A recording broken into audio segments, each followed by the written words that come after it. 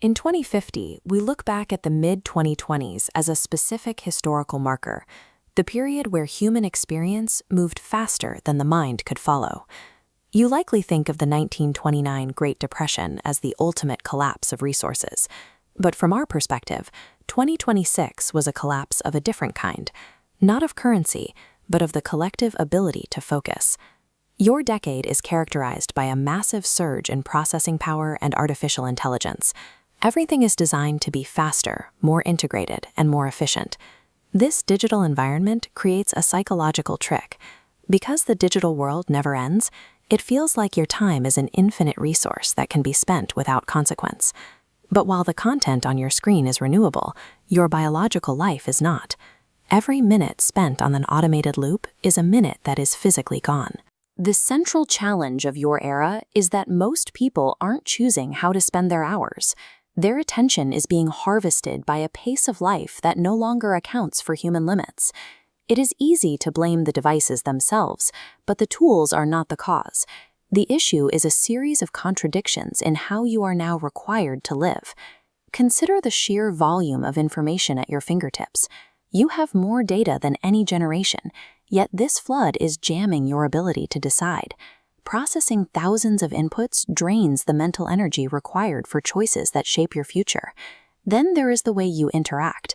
You are more digitally connected than ever, but because you are constantly measuring your life against the highlight reels of millions of others, you feel increasingly isolated.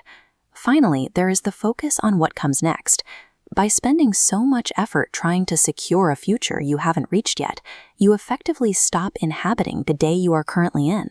This combination, overwhelming data, the constant comparison, and future-driven anxiety removes the balance necessary to actually experience the success you're working for. Think of attention as a currency.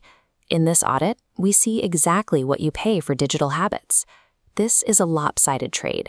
You trade hours of actual life for temporary dopamine spikes, leaving no lasting value once the screen goes dark. The cost of this transaction is quiet but steady. Each hour spent in the scroll is an hour taken from your ability to think deeply, connect with people physically, or understand your own needs. This creates a cycle where the time you need to build your own path is instead spent watching other people describe theirs.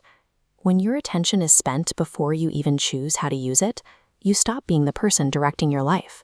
You become a passenger to whatever the algorithm decides you should see next. By 2050, we had to change. We realized that human beings cannot function at the speed of a fiber optic cable. We saw a shift in how we valued our time. Slowing down and protecting our mental space became a necessity for survival, rather than a luxury. Our technology is more powerful than anything you can imagine, but the people who thrive in my time are those who prioritize the physical world over digital metrics. But the history books aren't finished.